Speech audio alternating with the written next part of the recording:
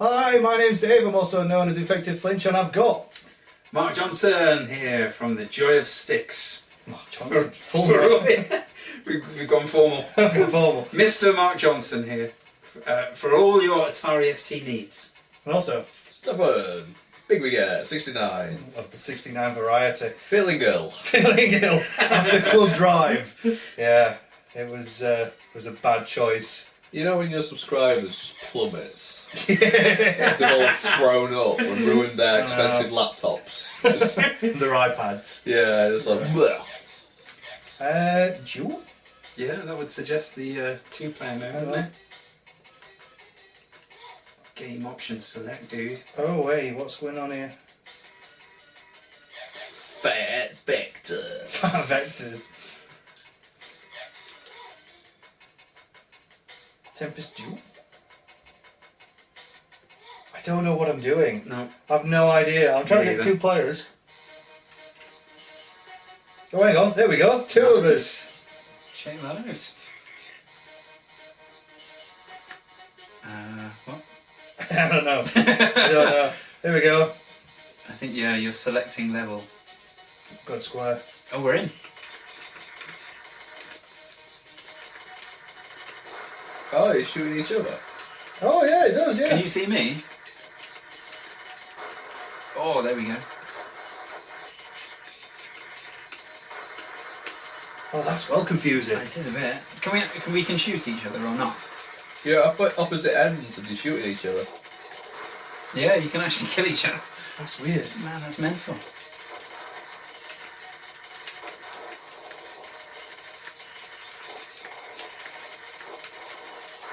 Oh, I don't know it's what's so going hard on. to avoid anything. Ah. Well, There one wins. That was confusing. I don't know what was going on. There were pixels, and then they were gone. Apparently, this was built with Meltovision. Right. Apparently, that's one of. Well, Jeff's expertise is the light synth stuff, isn't it? Yeah, yeah. Can we do 2-player on this then? It might actually be better in one player. Maybe. I Let's don't take know. turns. I thought you could do it 2 players. Try pressing start, see if you can jump in. Start. Oh, there isn't a start. There is no start, everyone. It runs a lot smoother, doesn't it, in Yeah. single player? It looks nice. Like if you just hold it.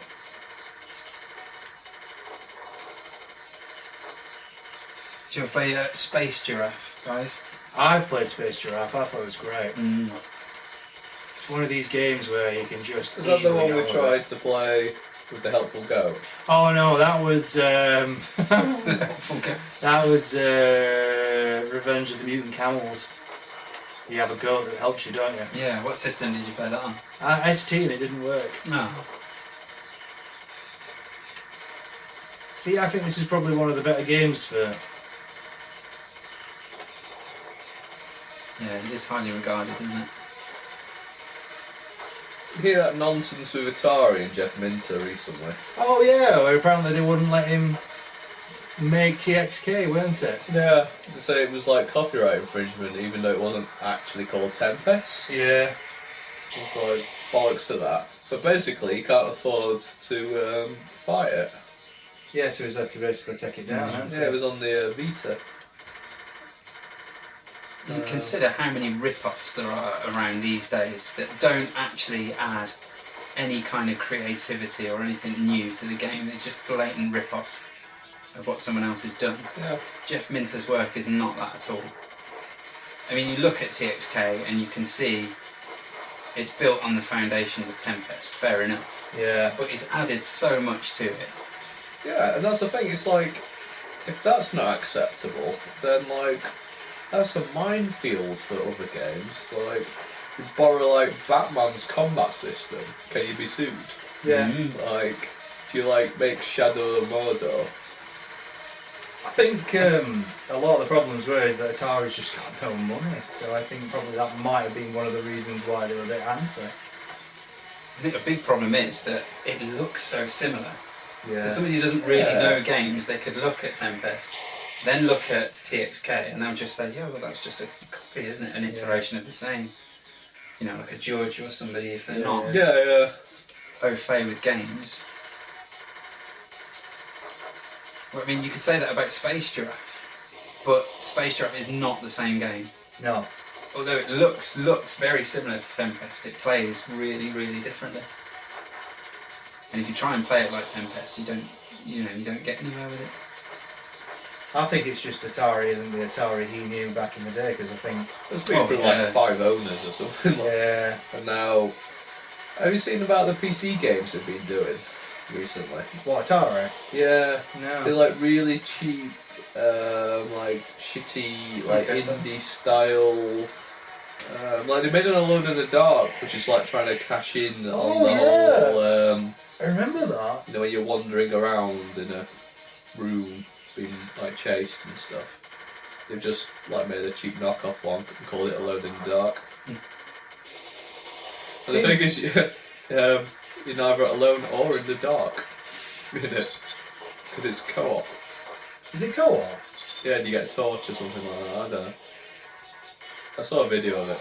No, how do you deal with those? I don't know. I think if you stay still and kind of creep along, as you can shoot them as they come out, come over. Oh yeah, bombs in this. Yeah, there's like some kind of super zapper, I think it's called. One of the buttons should be that. I'm gonna lose all your lives.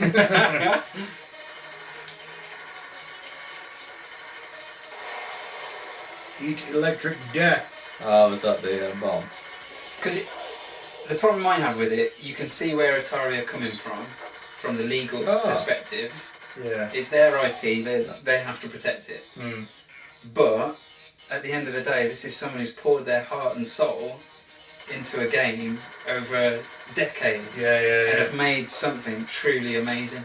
Yeah. So even though it's Atari's IP and they're well in their rights to protect it, if they weren't such a bunch of dicks, they could have just got into contact with Jeff and said, we want to call it Tempest. Yeah. Here, have a bunch of money and we'll release it as Tempest. Yeah. Instead, do you know what I mean? And it could have gone from a PR nightmare. Yeah, into some real. Yeah, into a decent. Something to celebrate for once from Atari. Yeah. But Atari once tried to take down Atari Forum. Did you know of Atari Forum? Yeah, I've heard of Atari Forum. Yeah. Oh, hello. It's basically one of the few places that are still thriving for the Atari ST forums. Why did they want to take it down? Because it has the word Atari in the URL. Really? Yeah. It's ridiculous. So apparently it wasn't even Atari themselves that made the cease and desist order. Right. They just farmed that out to a law company who go out and hunt down these things and serve cease and desist orders. So the person who runs Atari Forum had to get in touch with Atari directly and tell them what was going on, because Atari didn't even know. Really? Yeah. This is where it's got to. Atari is now just a brand, it's just a name. Yeah, no, actually. And there's only probably about five people who work for Atari. Yeah. So they don't do stuff like that, they farm it out to companies who just don't give a shit, basically. They're just trying to earn a buck. Technically, it's Infogrames, isn't it, now? Yeah. Is it even Infogrames anymore? Well, I thought it still was. Yeah, I thought it was Infogrames. Is it Bruno Heller, is it? I'm terrible at this game. I'll admit that. I'll have one more go. I do like Tempest. Who doesn't? Atari. Yeah. Evidently. But that's one of the things Jeff said was, I just hope that Atari have got an amazing version of Tempest in them. Do you play a team? Oh. Do you want to try it? Yeah.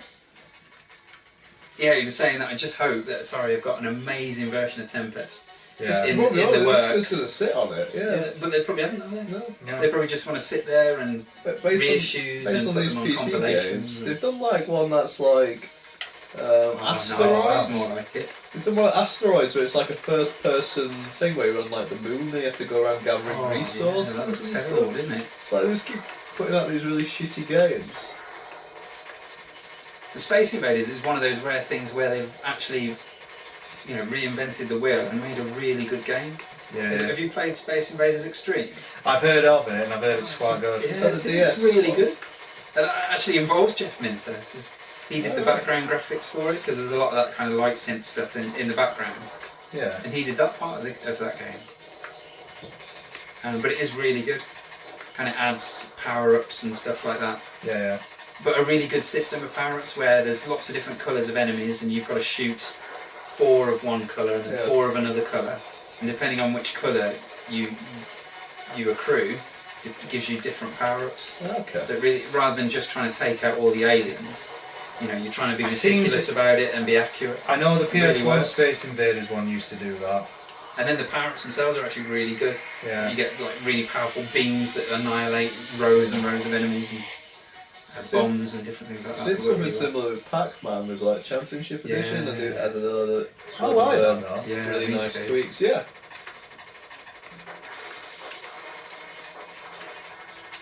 This is a lot better. It's a lot easier, isn't it, with 2 of them firing down the web? It reminds me of like Konami as well with Atari, because Konami bought Hudson. Right. I didn't know that. Yeah. Do you know why you don't know that? Why? Because they've done nothing. Yeah. With, like all the IP they bought from Hudson, they've done like nothing. So Hudson, they did Bomberman and stuff like that. Yeah, right? it's just like Bomberman. So good stuff, right? Good IP. Yeah, Bloody Roar was another one. I used to like that. Blimey. A lot of like TurboGrafx stuff was Hudson as well. Yeah, So there's quite a lot of like stuff out there, and like Konami bought it and done absolutely nothing with it. Maybe they just wanted to control them. More than anything, just take out a competitor. I don't think so. Yeah? It's probably someone in the company bought them and had plans, and then either got fired, frustrated, and left, and like our plans changed. Like Konami obviously aren't interested in making games anymore. Not decent ones, isn't it? So Did you see that about like Hideo Kojima? Like there's a shop in Australia and they put out the new Metal Gear Solid game, and they just kept on putting everywhere a Hideo Kojima game in writing everywhere. I was just like, well done, lads. Eurogamer went to the game booth. I think it was at Gamescom, and put like a Hideo Kojima game on the booth.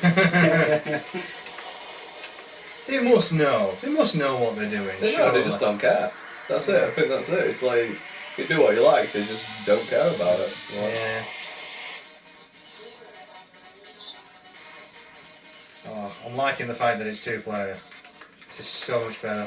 It's really chilled, isn't it? It is actually. Twice the firepower. Keep looking at yours, thinking it's mine though. Yeah. Who's who for the viewers? I'm yellow. And I'm green. And together you are. We're going to do some kind of Captain Planet Captain Planet. Voltron combination thing. Voltron. I haven't heard Voltron in a while. I was trying to think of Mighty Morphin Power Rangers, but Voltron. Oh, avoid came the first. spikes. Avoid Oh. the spikes. Were there spikes? I don't know, it just said avoid the spikes. Trying to shit us up. It was. But there were some spikes because I hit them last time. And I was going, what are the spikes? Or during the level, you can actually shoot them and get them down to the bottom and then get them to disappear. We could be playing this for a while.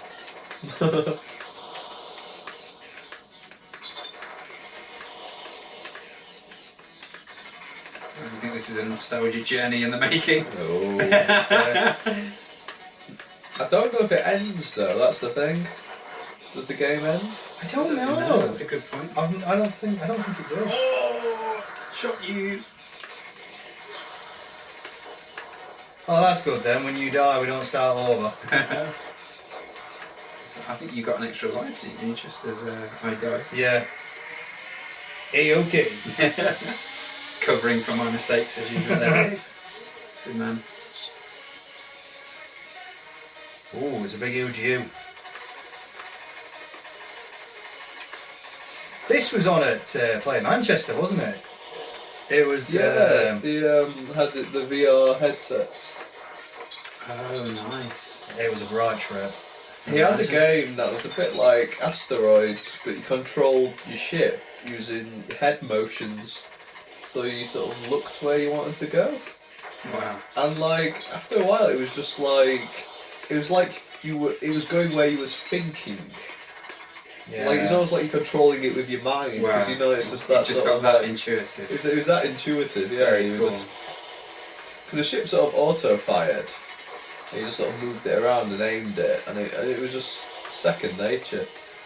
It was like really interesting. The last time I was at the Retro Computer Museum Open Day in Leicester, they had the old VR units. Remember the proper virtual where you reality sit in ones them. that they Yeah, saw on Games Master and stuff like that? They had a pair of those, and you could play a 2-player shoot 'em up game. Was it the where one you where had you to were, shoot each other? was it something to do with airplane? No, you were humans Yeah. wandering around on this platform thing, and I think there were some steps and a couple of platforms at different heights, and you actually basically shoot at each other, and then after a little while a dragon came to come and capture you, try and take you away. Oh dear. Oh dear. That was did I use my sheepy zapper? Or did I just die? I don't know if there is a sheepy zone. Sheepy zapper, that's from I Space think Jam. it's the C button. Yeah, I think I did. Oh, spikes. Where were the And I was spikes? surprised by how good the VR unit was. Mm. I was Really? expecting it to be really clunky Yeah. and ropey and give you a headache, and the 3D not quite work.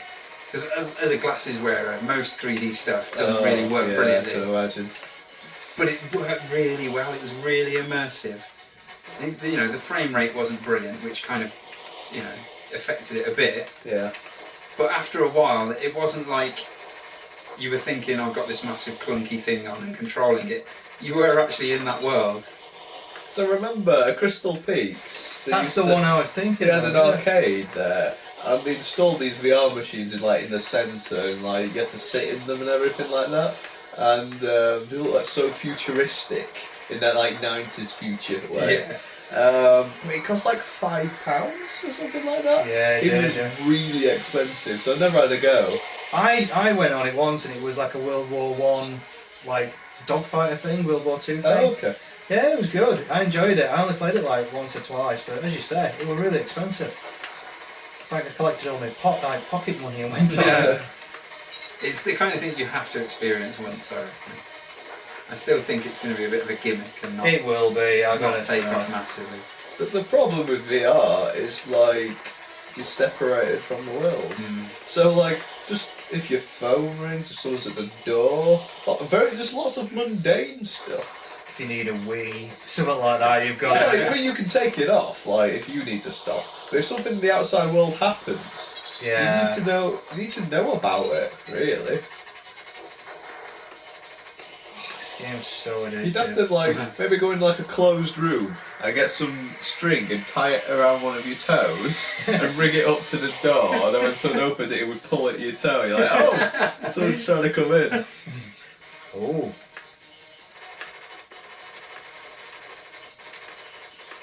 We could be at this for a while. This might have turned into a journey. We don't. We've only got 2 lives left though. Journey into infinity. It could be. We used to play Gauntlet for hours on end, trying to get to the end of that game, but there is no end to that game. Did you know there was no end? No. Or- No, we were generally playing it to see if we could complete it. I think, oh no! Oh, it's all gone wrong. It's all gone Pete Tong. Soon it's like, oh, we'll make this a journey.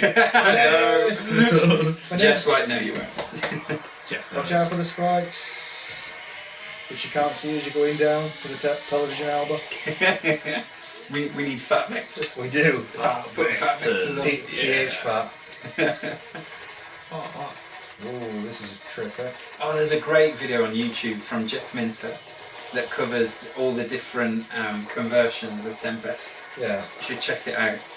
Because obviously it's a huge favourite of his, that's why he spent so much of his time refining the concept of the game. Yeah. So he goes through each home conversion from all these different computers And rates. Oh Shit, I've gone. Cost it. Oh, it's a really good video. You should check it out. go check it out, everyone. Yeah, Tempest. Awesome. Well, that's a good Such a great Atari. game. That's a great Atari Jaguar game. Yeah, no doubt.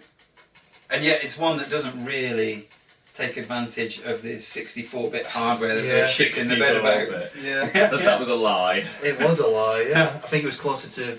It wasn't even 32, were it? It was 32, but they had like 2 different 32-bit processors, so they So they just added it together. It was like, that's 64-bit. That's not what 64-bit is. Well, comment, like and subscribe as you normally do. And Mark, if you had to wear a pair of jeans, what kind of jeans would you wear? These ones? That's alright then. How about yourself, Stefan? I'd like some with like a stripe down. Like Adidas ones? No, not sporty, just like a nice sort of like stylish stripe. Stylish stripe. Can I change my answer? Go on. I want stripe Adidas jeans. I think we could start a new trend there. That would be amazing. Like denim sportswear. Nice. Or denim shell suit. I can picture it now. Anyway. Bye. Bye. He whispered it.